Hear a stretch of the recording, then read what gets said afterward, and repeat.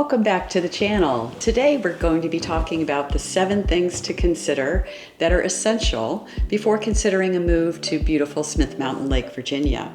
Whether you're drawn to its serene waters or the laid-back lifestyle, you need to know these things about this charming locale. So let's dive right in. Tip number 1. The first thing to consider is the size of the area. A lot of people don't realize that Smith Mountain Lake is so large that it encompasses 3 counties. The counties are Bedford County, Franklin County, and Pittsylvania County. Each of them have their own unique charm and lifestyle and characteristics, but with over 500 miles of shoreline, there's ample space for water enthusiasts, nature lovers alike to explore. There is approximately 20,000 people as far as the population right around the lake here at Smith Mountain Lake. Views of the lake are minimal, and that's a little bit surprising to some people. When you consider the 500 miles of shoreline, people think they can kind of drive a ring around it and see the waters, but it's really because of their little fingers and peninsulas that you have to go into certain neighborhoods or parks to be able to see the lake. So absolutely the best way to view Smith Mountain Lake is from boat and by boat in the water. Right. So number 2, let's talk about rural charm. Smith Mountain Lake boasts a lot of tranquil scenery, but it is made up of a lot of old farms and things that were here originally. So if you want to take a break from the hustle and bustle of metropolitan areas, then of course there is the laid-back lifestyle here at Smith Mountain Lake. On the negative side, I guess you could say, there is no public transportation, but that's not what people move here for.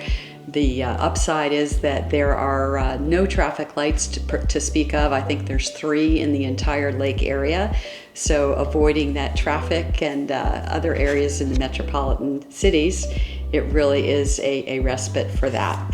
And there is a vibrant art scene right here at Smith Mountain Lake. There are galleries and the Smith Mountain Lake Arts Council and theater productions. And of course, you've got the nearby cities of Roanoke and Lynchburg and Bedford for other theater and arts and other amenities. So number 3, let's talk about taxes. So the cost of living here at Smith Mountain Lake is quite low compared to many metropolitan areas. And of course, each of the 3 counties has their own property tax rates and guidelines for that. I will tell you that recently Franklin County had a tax reassessment, and that is still being reviewed and a lot of public comment for that. So it's currently the highest tax rate of the 3 counties, although I do think that will be adjusted here shortly when some of this peters out and the public comment kicks in for the neutrality issues of reassessing the tax rate per 100 based on the real estate property tax. I can tell you firsthand that both the personal property tax rate and the real estate tax rates are literally half of what they were in most of Northern Virginia, and I'm sure it's the same coming from other metropolitan areas.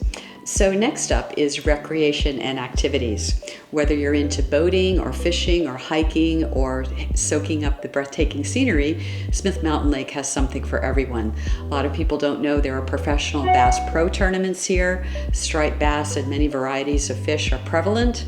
And of course, every other lake activity you can think of, from skiing, wakeboarding, wake surfing, boating, everything possible with the marinas and the vast waters we have here at Smith Mountain Lake. Also, the water depth is quite deep here. It's over 200 feet deep at the highest level down by the dam. I believe it's like 275 is the depth of the water. So it's crystal clear. Water is tested regularly by Ferrum College, and we have crystal clear waters. Next up, number 5, is ownership of the shoreline. So the lake is run on hydroelectric power, and that is controlled by the power company, which is AEP, Appalachian Power. So if you want to buy property and you want to make any changes to the shoreline, whether it be cutting trees or making changes to a boat dock or adding a new boat dock, you have to go through the permit process to make that happen. And it is an arduous process, but it is very doable. through navigating that with AEP. So a lot of people don't know that they can't just come in, cut trees, or build docks. So it is highly regulated. Number 6, trying to decide which side of the lake that you should live. Everyone has a different idea which of the 3 counties or sides of the lake are the best or better or the preferred areas. So that is up to personal individual opinion. However, I will tell you there are some guidelines, especially if you are thinking about buying a property and then turning it into a short-term rental. So whether it's a VRBO, Airbnb, something like that, and you want to short-term rent, there are a lot of restrictions based on which county that the property is located. So the least stringent county is going to be Pittsylvania County. It's the smallest of the counties, but there are really no strict regulations as far as short-term rentals. The most popular and most abundant county for rentals is going to be Bedford. So the Bedford side of the lake, which is divided by the Roanoke River, on the northern side of the Bedford County side, you have most areas are allowing short-term rentals. Unless there is an exception based on an HOA regulation, then you should be able to rent a short-term. So that is going to be the place to look if you are interested in investment property or just want to rent out your house when you're not using it. Of course, all the condo complexes are pretty much short-term rentable. Now, on the Franklin County side, generally speaking, we're going to say that there are no rentals. However, there are exceptions to that rule. In Franklin County, they've been talking about change for years and allowing more rentals, and that might be coming. But currently, only certain areas and neighborhoods, such as Bernard's Landing, the Waterfront Country Club, and some others, do allow rentals, or other areas and neighborhoods that are grandfathered. And then the other option for you in Franklin County is if you have a permit, you can apply for permits based on zoning. So if it's zoning A1 agricultural or PCD, RPD, you can possibly apply for a permit with the county to be able to rent out your property. So that is the current situation.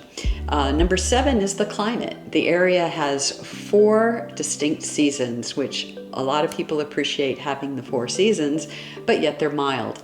So in the winters are fairly mild. The average temperatures are in the 40s and 50s. We may get a little bit of snow, but usually it only lasts a couple of days. Usually not a major snow event here. So winters are mild. Summers can be hot and humid, just like most areas of the southern and southeast US. They can be hot and humid. However, I will say that being in the Blue Ridge Mountains, we get a little bit of a respite with the mountain air. Also, the temps in the fall and spring are really very mild and most enjoyable. And of course, we've got the fall foliage. So as far as recreation, things to do, we've got mountain biking is the capital in Roanoke. We've got the nearby Blue Ridge Parkway. So hiking, all kinds of sports activities are here. So that really concludes the 7 things you need to consider before moving to Smith Mountain Lake. Whether you are thinking about an investment property or a second home for your vacations, or if thinking about retiring here, there are great neighborhoods and areas all around the lake, and I'd be happy to answer any questions for you. So feel free to reach out, like and subscribe to the channel, and we'll talk to you soon.